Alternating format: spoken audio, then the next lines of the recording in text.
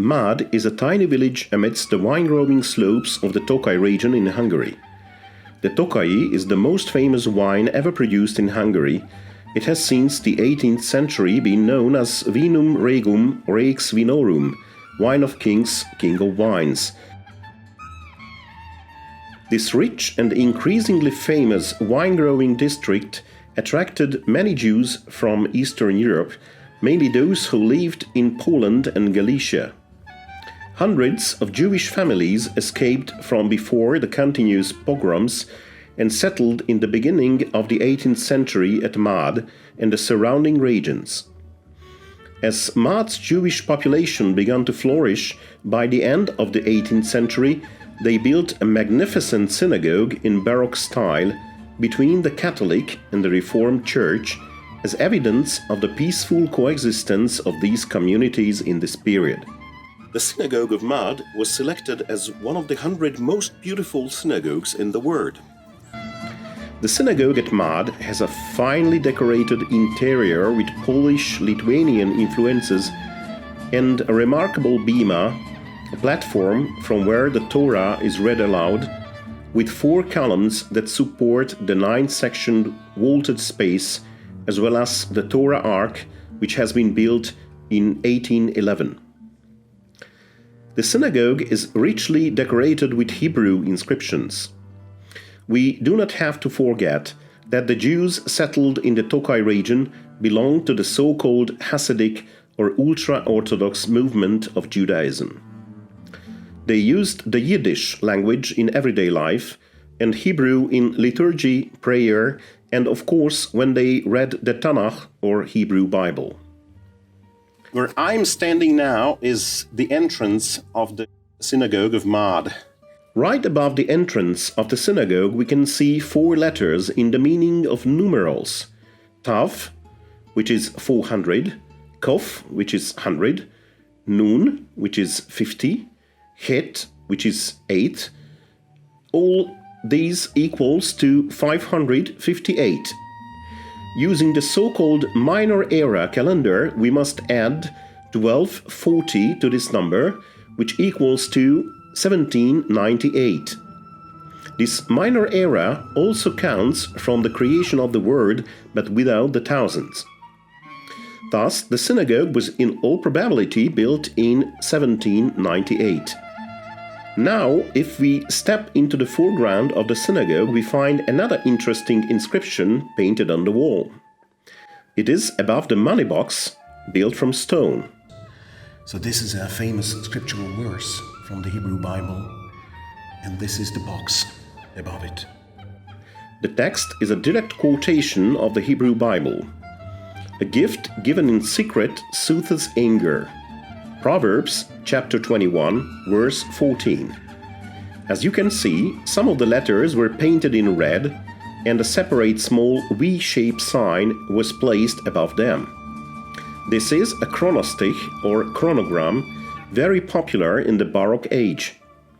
The Hebrew text is Matan Baseter Ich Be'af, in which 7 letters are painted in red. Tav, in numeral value 400, Nun, 50, Bet, 2, Kaf, 20, Pe, 80, He, 5, and Aleph, which is 1. All these numbers are equal to 558, to which we should add 1240, and we got the year 1798. Thus, the synagogue was built indeed in 1798. The interior of the synagogue is richly decorated, and we find many more inscriptions as well. On the top of the Torah Ark, below the Torah crown, we find the holy names, the ineffable Yod-He, Vav-He, and Adonai, Lord. Below that, we find the abbreviated text of the Decalogue. The horizontal modern inscription just above the Torah shrine memorizes the names and titles of the greatest donators of the synagogue. The other texts are quotations from the Zohar, which is one of the greatest works of Jewish mysticism, especially popular among the Hasidic Jews in the late 18th century. Finally, there is a true lieu de mémoire, or place of memory, beside the entrance of the main hall. These are more than 300 names of the martyrs of the Holocaust who died in Auschwitz in 1944. Less than 60 Jews survived the terror and came back to his or her homeland, but sadly no Jews live today at Mád.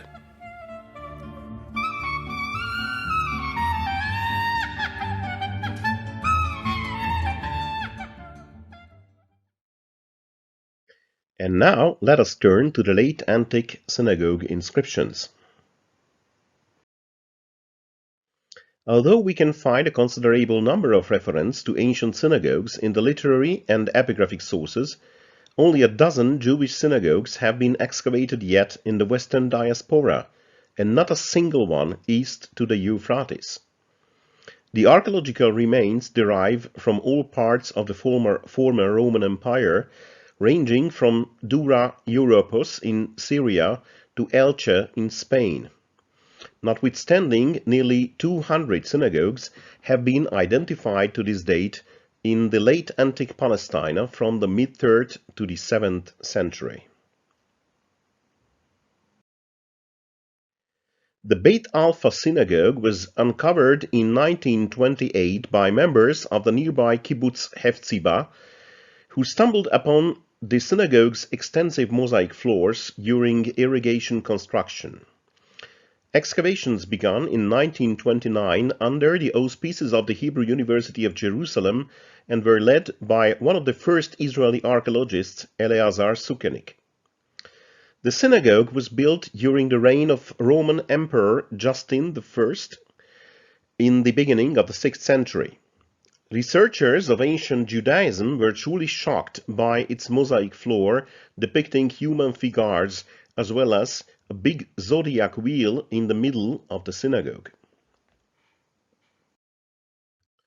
The ruins of a great synagogue were first identified in 1866 during a survey by the British cartographer Charles William Wilson. Partially reconstructed in 1926, the dating of the Capernaum synagogue continues to be a matter of debate. What is certain is that the imposing ruin is not the synagogue referred to in the Gospel of Mark, though it seems to have been built on the site of an earlier 1st century building. Evidence for a 4th century date is based in part on coins and pottery found beneath the floor. The synagogue and the church at Capernaum were both destroyed in the early 7th century. It is conspicuous that a big school, Beit HaMidrash, was built attached to the synagogue building.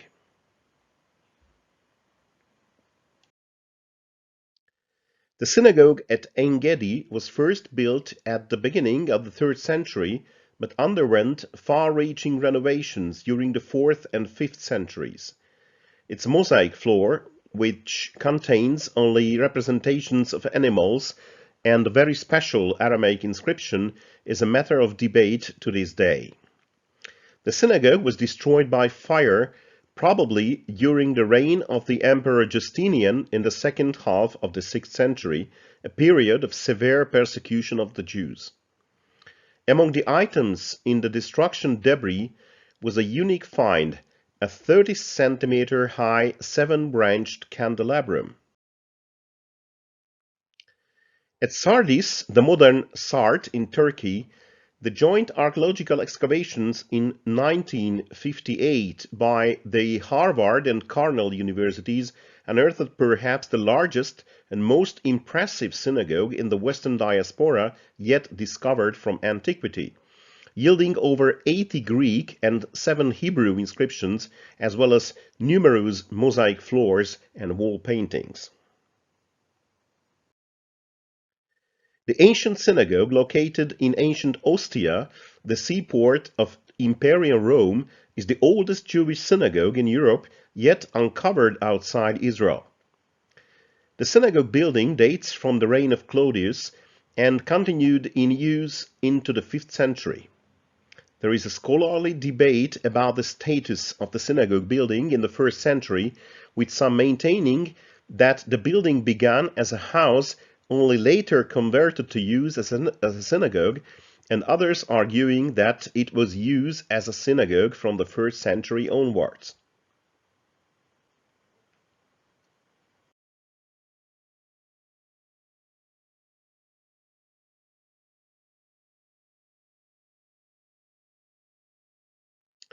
We have about 300 synagogue inscriptions from Israel and about 200 from the diaspora. One of the most informative texts is the dedicatory inscription, which sometimes tells us the name of the builder and, if we are lucky, the date of building or other useful information. Some of the synagogue dedicatory inscriptions, mainly in the ones in the Galilee and the Golan, are written onto the lintels or architraves. Just like the dated Hebrew inscription from the synagogue at Nabratein, the ancient Kephar Naburaya, north of Safed in the Upper Galilee, which tells us that the synagogue was built 494 years after the Hurban, that is, the destruction of the Second Temple.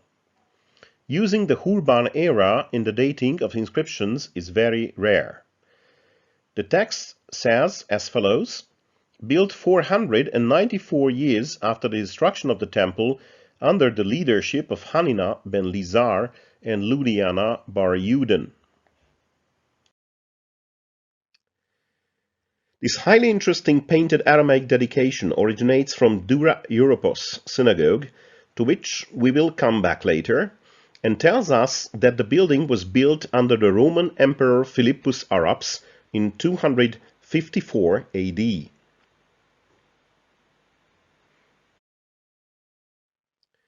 As I mentioned above, there is an ongoing debate about the exact date of the building of the synagogue at Ostia. However, the dedicatory inscription is at our disposal, from which we are informed that the building was constructed by a certain Mindius Faustus, who dedicated it to the welfare of the emperors.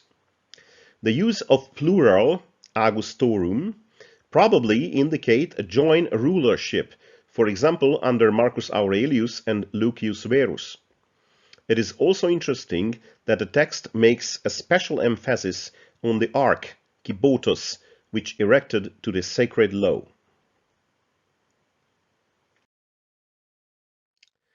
This fragmentary, roughly carved Greek text refers to the name of the synagogue at Corinth. However, it is not too difficult to complete it as Synagogue of the Hebrews. This name is frequently used for the late antique synagogues and probably indicates that the language of the liturgy and prayers used in this particular synagogue was Hebrew or Aramaic. In a mosque in Kefar Devora in the central Golan Heights, a door lintel was discovered decorated with 2 birds of prey holding snakes in their beaks. The lintel bears an Aramaic inscription, I quote, "This is the Beit HaMidrash, or House of Learning, of Rabbi Eliezer HaKapar." Eliezer HaKapar was a rabbi of the 5th and last generation of the Tannaim era. He was a colleague of Yehuda Hanasi, who lived in the second half of the 2nd century, but the synagogue lintel is much later. Thus, scholars think that it was a hagiographic inscription which tended to keep alive the memory of the great Torah teacher.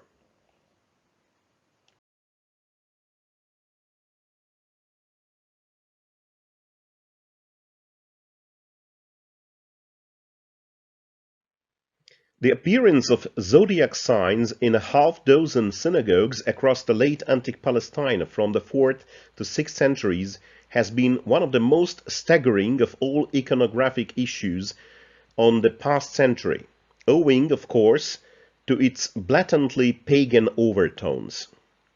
Little or no consensus had been reached as to why these signs were so popular among the Jews. Moreover, not only the depiction of Helios as a human figure, but the globe and scepter held by him, for example at Hamat Tiberias mosaic, are symbols explicitly forbidden in the Mishnah, which had been edited some 150 years earlier.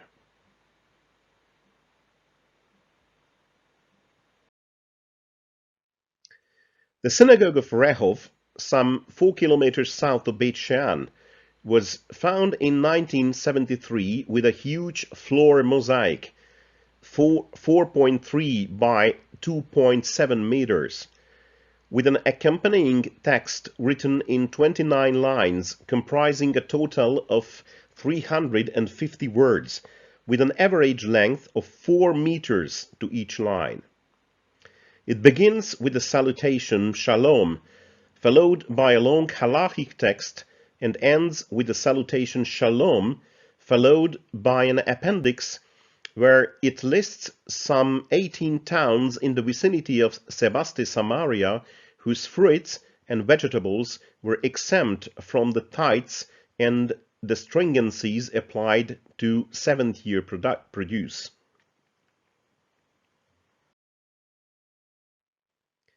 Another astonishing inscription can be found at the Synagogue of Ein Gedi. It has no pictorial representations, just names and texts written in Aramaic. A part of the inscription concerns the Jewish community. I quote, "He who causes dissension within the community, or speaks slanderously about his friend to the Gentiles, or steals something from his friend, or reveals the secret of the community to the Gentiles, he whose eyes observe the entire word and who sees hidden things will turn his face to his fellow and his offspring and uproot them from under the heaven." Harsh words indeed. Theories abound, but the exact nature of the community's secret remained unknown.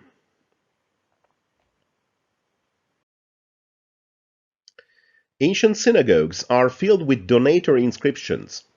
Judging by the sheer number of epigraphical remains and diaspora and Byzantine Palestine alike, the wealthy and acculturated community members were responsible for the physical appearance of the synagogues. Greek was the predominant language used in these places, as were the Greek names of the benefactors. In the following slides, I'm going to show you a specific example of Hebrew donator inscription from the synagogue at Susia, south of Hebron. The site was examined by Shemaria Gutman in 1969, who uncovered the narthex of a synagogue during a trial dig. According to Jody Magnus, the synagogue was built in the 4th or 5th centuries and continued in use for at least another 2 centuries. It is one of the 6 synagogues have been identified in Judea as a whole. The lower number is theorized as reflecting a shift in the Jewish population from Judah to the Galilee in the 2nd and 3rd centuries. The synagogue was built as a broad house rather than along basilica lines, measuring 9 by 16 meters, built with triple doorway facade in an eastward orientation, and the bima and the niche at the center of the northern wall. There was a secondary bima in the eastern section. This synagogue is unique in Judea as it had a gallery serving a dual use of also reinforcing the western wall. This model was of short duration, yielding in the late Byzantine phase in the 6th or 7th century to the basilica form already elsewhere dominant in synagogue architecture. Another unique feature is number of inscriptions. 4 were laid in mosaics, 2 in Hebrew and 2 in Aramaic. 19 fragmentary inscriptions, some of which were in Greek, were etched into the marble of the building. In the following slides, we will analyze the main Hebrew dedicatory inscription discovered at the eastern end of the southern stoa. The first line begins with the usual formula Zachor letova, or in Aramaic, Dakir letov. That is, remembered be for good. This formula is a biblical reminiscence from Nehemiah chapter 13, verse 14. The text is as follows. Zachor letova kadoshat Mari Rabbi. Remembered be for good my master and rabbi. The second line tells us the name and title. Isai HaKohen HaMekubad Birabbi Rabbi Sheasa. Isai the priest, the honorable, the venerable rabbi who made. In the third line we find the object of donation. Hapasipus hazeh vetach et kotlav. This mosaic and plastered its walls. The fourth line is the continuation of the previous sentence. Besid ma senitnadeb bemishteh. With lime which he donated at a feast of. The closing formula in the fifth line comprises the name of the donator. Rabbi Yohanan HaKohen HaSofer Birabbi. Rabbi Yohanan, the priest, the venerable scribe. This is continued in the last line. Beno Shalom al Yisrael, Amen. His son, peace on Israel, Amen.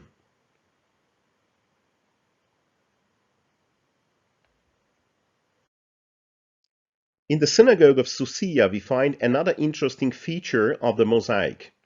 Attached to the panel with the inscription treated above, we find 18 circles for the Tefillah HaAmidah, the standing prayer, also called Shmoneh Esrei, the 18 blessings, the central prayer of the Jewish liturgy. Besides the name of rabbis and priests, this feature also underlines that the synagogue was under rabbinic control.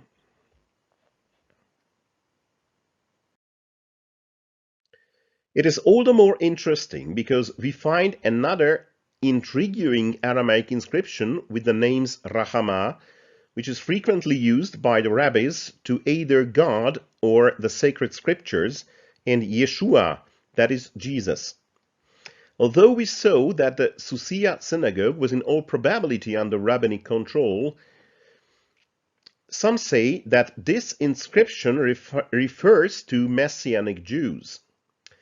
Let us see the following short video, but first I will tell you the text of the inscription, Dehiran Latav Manachama Yeshua Shahada Vanachama Shim. Remembered be for good the comforter Yeshua, the witness or martyr, and the comforter Shim, or most probably Shimeon. But let us see now the short video.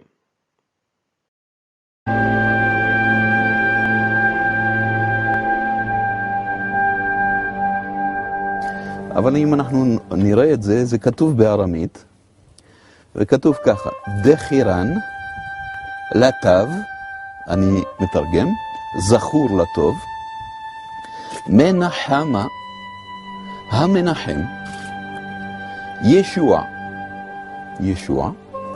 סהדה. המושג סהדה הוא מושג, כן, של מי שמת על קידוש השם. הוא גם, הפירוש שלו בארמית זה גם העד, אבל לא במובן בלבד של בית משפט, אלא מי שמסר עדות בחייו. כן, כפי שאנחנו יודעים בתורה כתוב, ויעקב יקרא לו גלעד, ולבן יגר סהדותה. כן?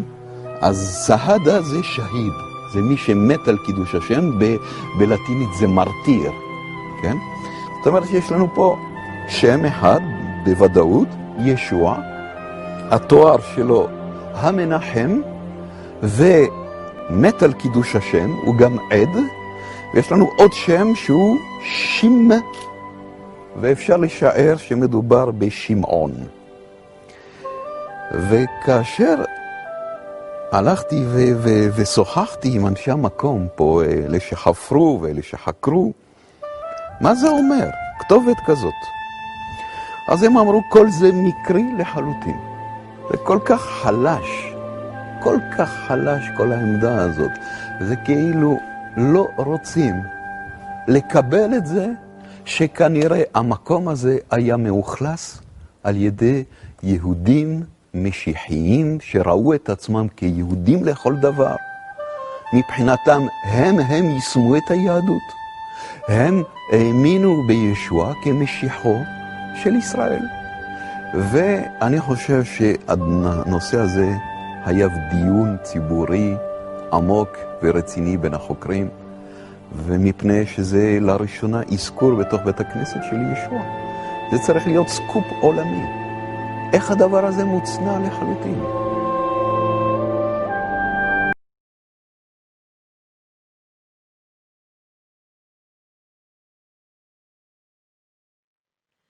The most amazing ancient synagogue was discovered in 1932 in Dura Europos, a Roman outpost along the Euphrates River, which was occupied by the Persians in 257 AD. As we saw it from the dedicatory inscription, the last phase of construction was finished just 3 years before the Persian attack. The extensive figurative wall paintings, which covered virtually the whole main hall of the synagogue, reaching a height of about 7 meters, came as a considerable surprise to scholars. The paintings are now displayed in the National Museum of Damascus. The scenes depicted are drawn from the Hebrew Bible and include many narrative scenes as some single-figure portraits, 58 scenes in total, probably representing about 60% of the original number. Some of the figures are labeled with Greek inscriptions, just like Aaron, brother of Moses. A considerable quantity of graffiti from the synagogue is preserved, offering further insights into the world of the Jews in Dura Europos. The most astonishing and also most enigmatic inscriptions were written in the Middle Persian, probably by Persian visitors to the synagogue who were on friendly terms with the Jews if they were not Jews themselves. Or perhaps they were made by Persian authorities in the city. Since the synagogue had already disappeared under the embarkment before the final Persian occupation in 256, this could only be during an earlier Persian occupation, perhaps in 253. In the main hall of the synagogue at Sardis, the installation of marble wall decorations began in the 4th century. The work took several generations to complete. The donors' names are inscribed in Greek on marble plaques. One such donor inscription is restored. The inscription records, I quote, "I, with my wife Regina and our children, in fulfillment of a vow, executed from the gifts of Almighty God all the scutloses of the section of the wall, probably, and the painting of the ceiling or upper wall." End of quote. Many of the donors held the honorary title Citizen of Sardis, and several donors are identified as city councillors or holders of other government offices. The plaster recovered in the Synagogue of Rehov, although in a very fragmentary state, allows us to reconstruct part of the synagogue's wall decoration. The pillars were densely covered with Aramaic and Hebrew inscriptions written in red paint. One of the preserved one is a wreath which contains a long dedicatory inscription with the names of donors, with some of their professions or nicknames. Another wreath contains a text almost identical to the halachic inscription written on mosaic floor of the narthex. Other inscriptions were written on plaster include a list of fast days, a list of 24 priestly courses, as well as other texts which were apparently connected with the life of the community.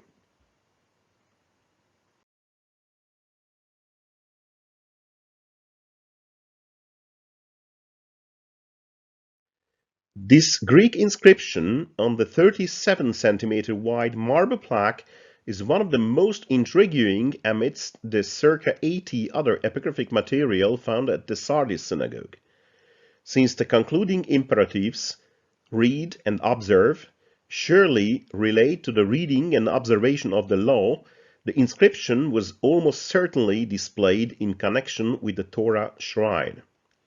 The Greek text is as follows: Heuron, Klasas, Anagnoti, Phylaxon, which means, in English, having found, having broken, open, read, observe. The menorah, or multi-branched candelabrum, was an important part of the interior furnishings of the Sardis synagogue. Two fragments of fine white marble once belonged to a freestanding menorah, whose segmented branches were joined by openwork tendrils. Another freestanding marble menorah is better preserved and may have stood nearly 1 meter high. Its 7 thick branches support an incised crossbar with an inscription identifying Socrates, perhaps the name of the donor.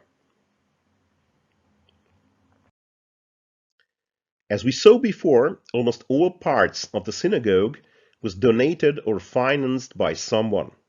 No wonder if we find on almost every single piece of synagogue appurtenances a donator inscription, on columns, like in Capernaum, or on the so-called Seat of Moses from the Synagogue of Chorazin.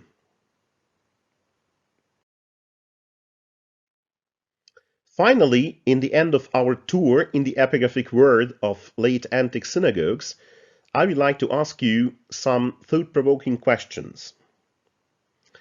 What are the most important differences between the pre-70 and the late antique 5th or 7th century synagogues? What may be the reasons for applying human figures and zodiacs in the decoration of late antique synagogues? What is the reason of concentrating the late antique synagogues in the Galilee and the Golan? What are the most important historical information what the synagogue inscriptions tell us? Thank you very much for your attention.